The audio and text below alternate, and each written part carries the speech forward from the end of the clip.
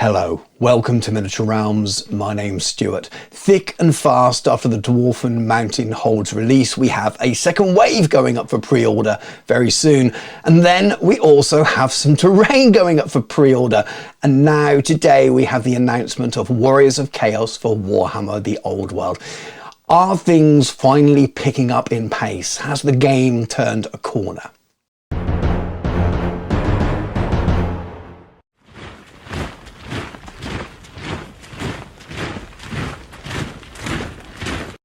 Miniature Realms is proudly sponsored by Baron of Dice, premium wargaming dice. Over 500 styles, over 4,000 customer reviews. Welcome to the best dice on the planet. Before we get into any kind of discussion around what this all means, let's have a closer look at the Warriors of Chaos announcement. Now, of course, you are all more than capable of looking at a Warhammer Community Old World Almanac article, and I'm not going to read this article to you, but it'd be fun to go through it and pick up on some of the key points and ask some questions about it, because I'd love to hear what you all think about it in the comments. So we'll skip past the little bit of blurb at the top and we won't watch the video on this. Also, I don't want my video hit by any copyright strikes for playing such a thing. Here is the battalion box, something we've seen now with the Orc and Goblins and the Dwarves, and this is the way the core of a new faction is launched, and it looks pretty straightforward. Chaos Warriors, and we have Chaos Knights, and we have Chariots as well, and I think those Chariots, unless they change the kit, you can build it either way. So you can have the Gore Beast or you can have the horses. Then, of course, we also have the Arcane Journal. These are all being 48 pages so far, and this is the same. And a beautiful cover there. Really love that artwork. And I'm really looking forward to finding out what's inside. And this is the first little bit of information that we can't gather or can't guess from the existing army list, which is in the Forces books. So let's have a little look at what it says. So there's lore and a scenario, just the same as there are with the other books. You may have seen my recent review of the scenario in the Dwarf book. 2 special characters, including Galrak the Great Drake, 7 new unit profiles, 2 armies of infamy, which is standard so far for all these releases, the Marauding Wolves of the Sea, which sounds awesome, it sounds like some Norska thing, and Mountain Heralds of Darkness. I love answers on a postcard for what they are. I'd love to know right now, but really first thoughts are interested in the Marauding Wolves of the Sea. And if you look through the core Old World rulebook, they spend quite a bit of time talking about the lore of Norska, not just Chaos Warriors, and I thought that was quite interesting to lean into that. And of course, like all the other releases, they have a set of dice and the reference cards as well. And I originally bought the reference cards for the Tomb Kings and the Bretonnians, and I sold them on, and I feel a lot freer for it. I didn't want to go down that rabbit hole of feeling the need to quickly buy them before they sell out and having that kind of real panic and that FOMO, and it definitely feels a lot easier now. I'm not chasing those for each release, but for those of you who like those and want those, I'm sure you'll be queuing up to get them. And then we have returning plastics. Many of these are probably not being long removed from the range, as the Chaos range for Age of Sigmar has been updated. But as I scroll through these, I'm sure we'll see a few old favourites that maybe people haven't seen for a while, but a lot of them are not the latest, but a lot of them are the 8th edition kits that people are very familiar with, and maybe some of them are a little bit older as well. But so far, the Dragon Ogres and things like that, I think they were 8th edition kits. Players of Chaos Warriors will be able to fill me in a lot more on that, no doubt. And where there's returning plastics, for Warhammer the Old World, there is also always returning metals as well, and this is the chance for some really old classic sculpts, and I'm sure we won't be disappointed here. Again, I was never really ever a Chaos player, so while I owned a few of these, and some of these are definitely bringing back some nostalgia, I'm sure there are Chaos players out there that will be super excited about some of these and disappointed about others they haven't seen returning. But there's some lovely, lovely sculpts here as well. Looks like Metal Chosen, I believe there. Really, really cool. Let me know what you think. Looks like metal weapon packs. I don't remember those as well. I'm assuming they fit on the plastics. Again, comments below to correct me, as no doubt I'll be wrong. And we have returning and remastered resins. That means generally things that were in Finecast that are now back, but in Forge World resin, which is much, much better quality and easier to model. Now, I very recently, for a commission, painted a Hell Cannon, and now this release is out. Maybe we'll see that later this week, so look out for that this weekend. Lovely, lovely kit, and I'll definitely be picking up my own one of these. But we also have lots of other amazing things as well, and that's unusual to see things unpainted. Shows that maybe they're only recently ready. It's very rare that you see something that's out for release that doesn't have a painted studio version, but really, really cool looking models. And wow, look at that. Absolute fantastic Forge World classics here, and no doubt there'll be a price tag to go with them, but wow, some of these are really cool. And again, following on with other releases, we have a range of made to order, and look at these classic Demon Princes here. Now they might look quite small. In fact, those Demon Princes might be no bigger than that Chaos Spawn there, but they are very cool, and there'll be many collectors that are after these, as much as I'm sure many people will dip into the existing Age of Sigmar ranges as well.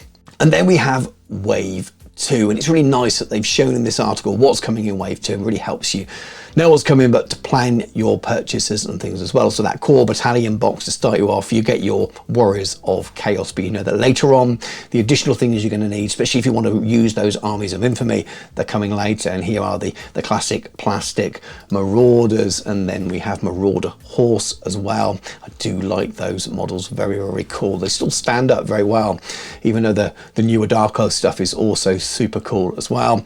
And we have plastic Knights, plastic Chariots, which are in that starter box, so you can get them individually or in sets of 2, and you have all your Chaos Warhounds and things as well, which I think were available until recently anyway in the Chaos range, so they're probably a bit of a repack, but very, very cool. And then I think this is quite interesting, but maybe it's just me, but it says Warriors of Chaos will be available to pre-order soon.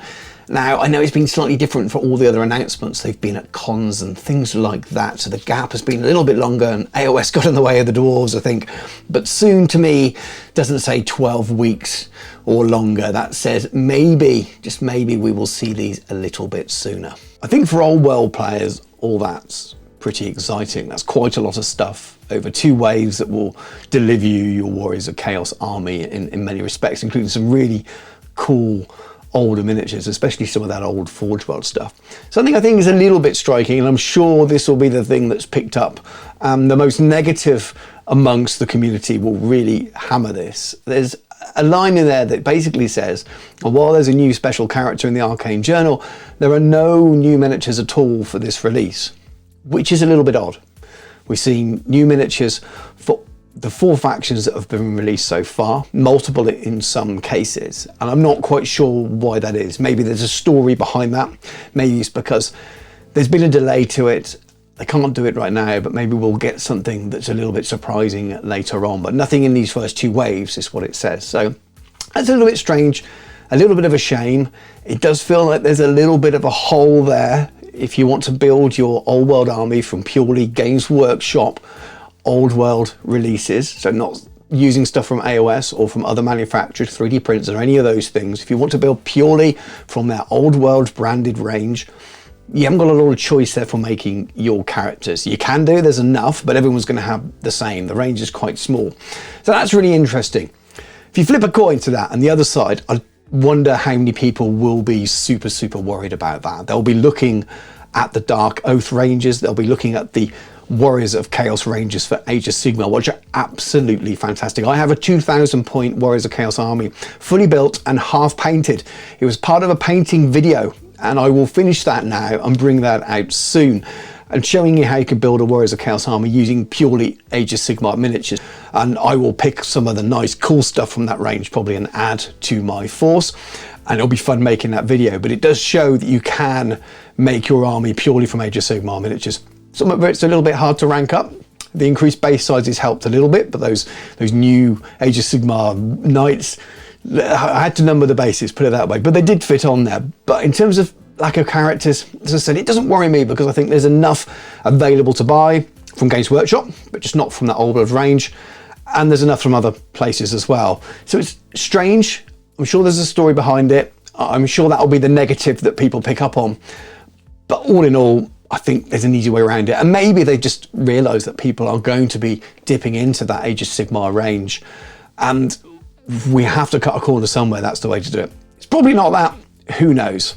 But it's an interesting point. And just before I let you go, I thought it'd be fun just to talk a little bit about the direction of Warhammer the Old World, and has it turned a corner now?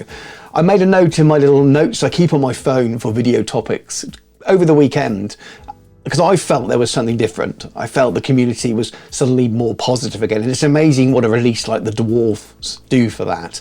And the fact that we got the second wave so quickly, and then the terrain announced, all this wonderful old terrain that people really love, the fortified manor, the tower on its own, the fences, the plastic hills, which are absolutely fantastic.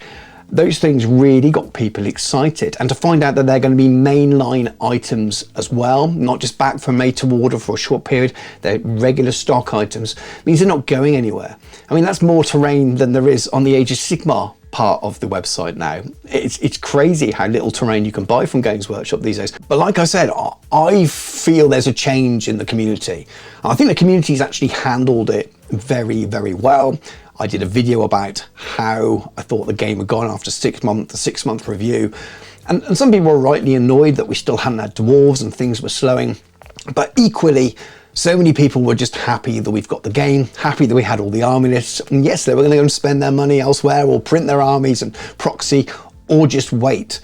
There was a lot of patience there. It reminds me a little bit of the Middle-earth strategy battle game community, which while aren't always patient 100% of the time, they're a lot more patient than some of the other communities out there because they're used to going long periods of time without releases, and they just had a new release announced now, which is going to be really exciting.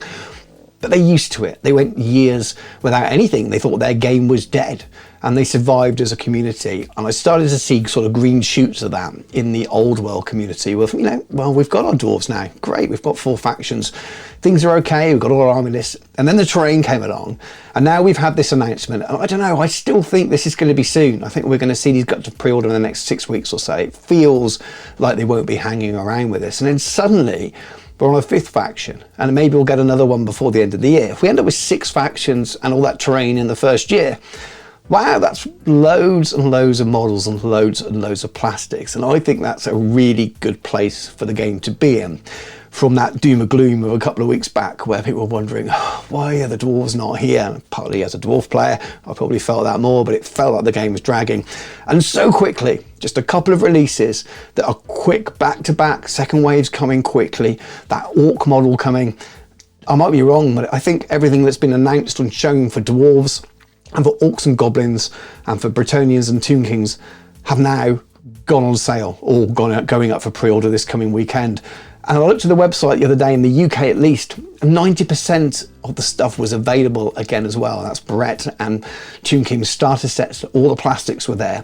There was very few things missing from the range, a couple of resins, and it felt really full. It felt like, oh, I can actually buy what I want now.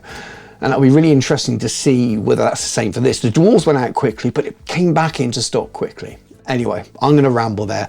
I'd love to know your thoughts below on that final point. Definitely, I'd love to know where you think that corner has been turned, because it feels like it. It really feels like it. And let me know what you think about the up-and-coming Warriors of Chaos release as well. Coming up this weekend, as I've already said, will be a Hell Cannon tutorial. I've had it recorded for ages. I'll pop a beginning and an end on it, and I'll pop that up for a video this weekend to keep on theme. So if you like your Warriors of Chaos and you like your old world painting tutorials, do look out for that as well. I will finish off that big video that I was making on painting my Warriors of Chaos army using all the Age of Sigmar stuff. I think that will be really fun. So this will drive me to get that finished and get that video as well. So look out for that soon. So if you're not all subscribed to the channel already, maybe it's time to do that. But other than that, thank you very much for watching. Drop a comment below, it really helps. Check out the links in my video description for my Patreon and Discord and all of that stuff. But anyway, thank you, take care, and I'll catch you soon.